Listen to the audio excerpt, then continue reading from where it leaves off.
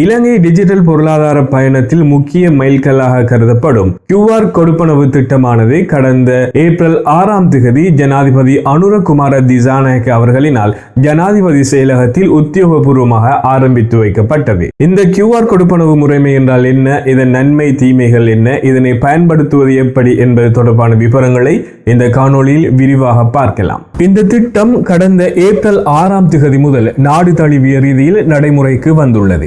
இலங்கையின் டிஜிட்டல் பொருளாதாரத்தை வலுப்படுத்துவதற்காக ஜனாதிபதியினால் முன்வைக்கப்பட்ட 2026ஆம் ஆண்டிற்கான வரவு செலவு திட்டத்தில் இதற்கான அடித்தளம் அமைக்கப்பட்டது. நாணயத்தாள்கள் மற்றும் சில்லறை காசுகளின் பயன்பாட்டை குறைத்து இலங்கையை ஒரு பணமில்லா பொருளாதார நாடாக மாற்றுவதே இதன் முதன்மை நோக்கமாகும். இந்த திட்டத்தின் மூலம் 5000 ரூபாவிற்கும் குறைவான அனைத்து QR பரிவர்த்தனைகளுக்கும் வர்த்தகர்களிடமிருந்து அறவிடப்படும் சேவை கட்டணம் முழுமையாக நீக்கப்பட்டுள்ளது.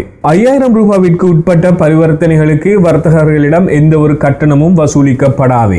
ஆனால் 5000 ரூபாவிற்கு மேல் செலுத்தும் போது வங்கிகளினால் நிர்ணயிக்கப்பட்ட சிறிய சதவீத கட்டணம், பொதுவாக 1% வரையிலான கட்டணம் வர்த்தகர்களிடமிருந்து அறவிடப்படும். நீங்கள் ஒரு வாடிக்கையாளராக பணம் செலுத்தும் போது 5000 ரூபாவிற்கு அதிகமாக உங்களது தொகை இருந்தாலும் உங்களிடமிருந்து எந்த ஒரு மேலதிக கட்டணமும் வசூலிக்கப்படாது. நீங்கள் QR மூலம் செலுத்தும் அதே தொகை மாத்திரமே உங்கள் கணக்கில் இருந்து கழிக்கப்படும். பெரிய அளவில் வியாபாரங்களை செய்யும் வர்த்தகர்களுக்கு மாத்திரமே 5000 ரூபாவிற்கு மேலான தொகைகளுக்கு இந்த கட்டண முறை பொருந்தும். சிறு வியாபாரிகளை ஊக்குவிப்பதற்காகவே இந்த 5000 ரூபாய் வரையான இலவச சலுகை வழங்கப்பட்டுள்ளது. சுருக்கமாக சொன்னால் வாடிக்கையாளர்களுக்கு எந்த தொகையாக இருந்தாலும் இது இலவசம். வர்த்தகர்களுக்கு மாத்திரம் 5000 ரூபாவிற்கு மேலான தொகைகளுக்கு மிகச்சிறிய கட்டணம் வசூலிக்கப்படும். இந்த QR முறைமையினால் கிடைக்கும் நன்மைகளாக டிஜிட்டல் பொருளாதாரத்தை வலுப்படுத்துதல், பாதுகாப்பான மற்றும் விரைவான பரிவர்த்தனையை அமுல்படுத்துதல்,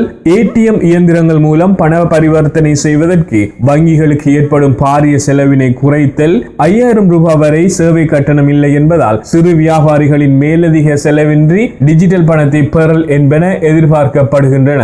இந்த நடைமுறையில் காணப்படும் சவால்களாக பின்வருவனவற்றை குறிப்பிடலாம். அதாவது, கிராமப்புற மக்களிடையே டிஜிட்டல் பண பரிவர்த்தனை குறித்த போதிய தொழில்நுட்ப அறிவு மற்றும் விழிப்புணர்வு இல்லாமை, கொடுக்கல் வாங்கல்களை மேற்கொள்ள ஸ்மார்ட் போன் தேவைப்படுகின்றமை, சீரான இணைய தொடர்பு இல்லாத இடங்களில் பரிவர்த்தனைகள் தடைப்பட வாய்ப்புள்ளமை, முறையான விழிப்புணர்வு இல்லையெனில் மோசடிகளுக்கு உள்ளாகும் அபாயம் என்பன இப்புதிய நடைமுறையில் காணப்படும் சவால்களாகும். இந்த QR முறையை பயன்படுத்துவது எப்படி என்று பார்க்கலாம். முதலில் உங்கள் வங்கி கணக்குடன் இணைக்கப்பட்ட உத்தியோகபூர்வ மொபைல் ஆப்பினை தரவிறக்கம் செய்து கொள்ள வேண்டும். வங்கியின் மொபைல் ஆப்பினை திறந்து ஸ்கேன் QR இனை தெரிவு செய்ய வேண்டும். பின்னர் வர்த்தக நிலையங்களில் காட்சிப்படுத்தப்பட்டுள்ள லங்கா QR கோடினை ஸ்கேன் செய்ய வேண்டும். செலுத்த வேண்டிய தொகையினை உள்ளிட்டு உங்கள் இரகசிய இலக்கத்தையும் உள்ளிட்டு பண பரிவர்த்தனையை நீங்கள் உறுதிப்படுத்தியதும் உடனடியாக பணம் செலுத்தப்படும். இந்த திட்டத்தை மக்களிடையே கொண்டு சேர்க்க மத்திய வங்கி ஆளுநர் கலாநிதி நந்தலால் வீரசிங்க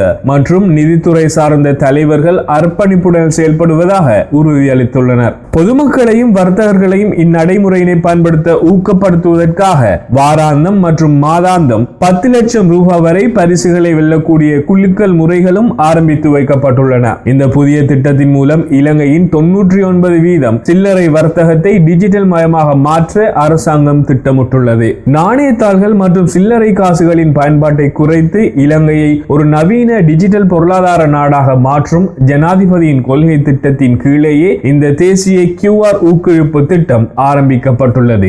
இது இலங்கையின் பண பரிமாற்ற துறையில் ஒரு பெரும் புரட்சியாகும். இவைதான் இந்த காணொளியின் வாயிலாக நான் உங்களுக்கு கொண்டு வந்த தகவல்கள். மேலும் இது போன்ற பல நடப்பு விவகாரங்களையும் பயனுள்ள தகவல்களையும் தெரிந்து கொள்ள தொடர்ந்தும் நமது சேனலினை சப்ஸ்கிரைப் செய்து இணைந்திருங்கள். மீண்டும் மற்றும் ஒரு காணொளியினூடாக உங்களை சந்திப்போம். அதுவரையில் நன்றி, வணக்கம்.